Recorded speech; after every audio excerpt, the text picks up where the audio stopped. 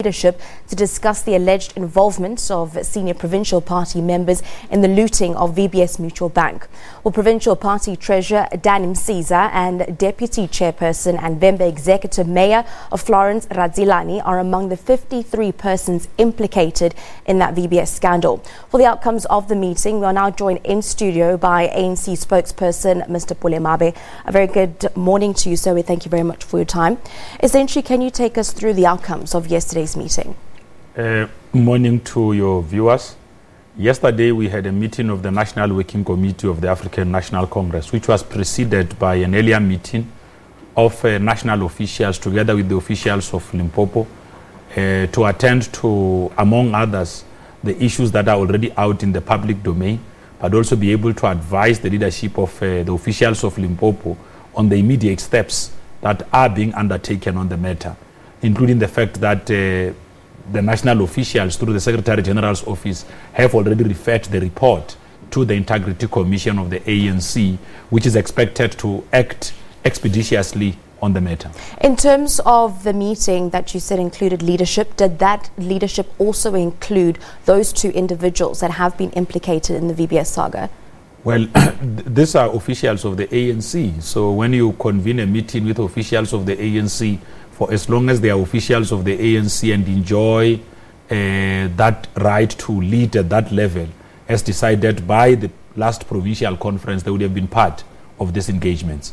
Because remember that referring a report of the VBS, the big haste, bank haste report to the Integrity Commission, part of it is to begin assessing where our members are implicated, what is the veracity of such implications, be able to accord comrades an opportunity to also take the organization into their own confidence on what could have transpired there. But the most important thing which we must emphasize as the African National Congress, remember, we have been on record as saying that where there's been wrongdoing, heads must roll, is that we expect law enforcement agencies to also be able to follow the money, because these were monies that were deposited into people's accounts. These transactions involved individuals and all of that. So there must be practical real actions by law enforcement agencies as well. Well, you know, the individuals themselves also need to hold somewhat accountability in all of this. Is there any room for them at the moment to possibly step down or to be suspended in their roles? When the ANC undertakes a process of restoration of its own integrity, it doesn't cast aspersions on individuals. It subjects these issues to a process. An organization that takes itself, a self-respecting movement like ours, would have to make sure that its own process are adhered to.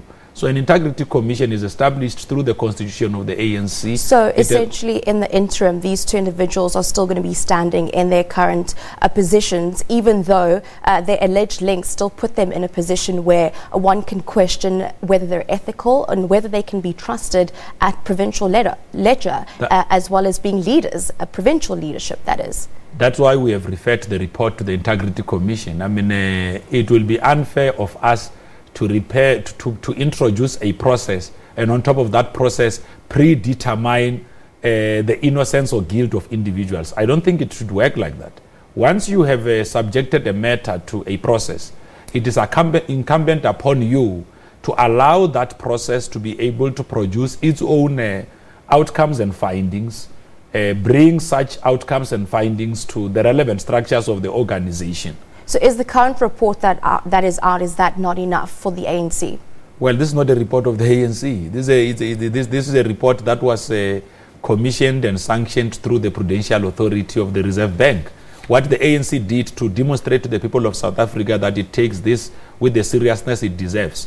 As soon as we got this report, this is what we did. One, we issued a statement conveying our concern, because it was the ordinary people who were affected by this VBS scandal. I mean, it was ordinary pensioners, people who made deposits, who depended on this bank. We issued a statement welcoming the report, noting its contents, of course. On Saturday again, we issued another statement telling the people of South Africa on the immediate actions that were taking, which actions included convening a meeting which took place yesterday between the officials of Limpopo and the officials of the ANC at national level, and also elevating this matter again to the National Working Committee, and immediately after the National Working Committee conveying to the people of South Africa the sort of actions that the ANC is considering. You'll remember that, when we spoke to the SABC on Sunday, we did emphasize our commitment on ethical leadership, and because we believe that our leaders must be transparent, must be responsible, must be accountable, but also we also commented, the NWC noted the work done by the National Department of COCTA to begin examining where there were instances of illegality, especially where there could be clear transgression of the Municipal Finance Management Act with the municipalities that might have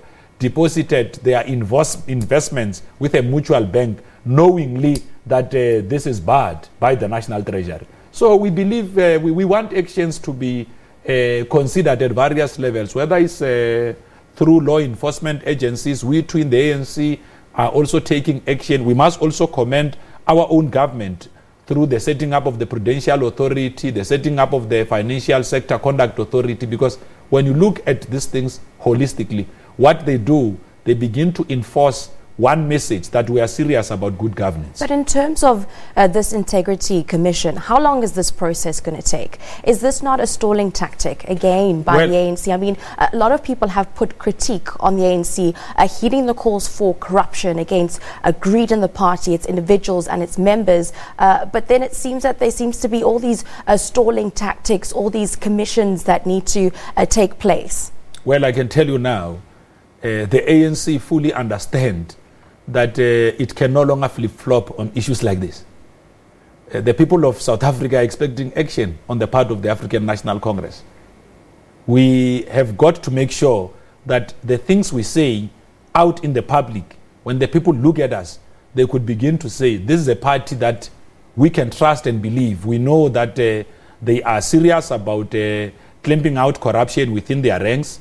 They are serious about the restoration of good values and conduct from amongst those who are entrusted with the responsibility of leadership and leading our different structures.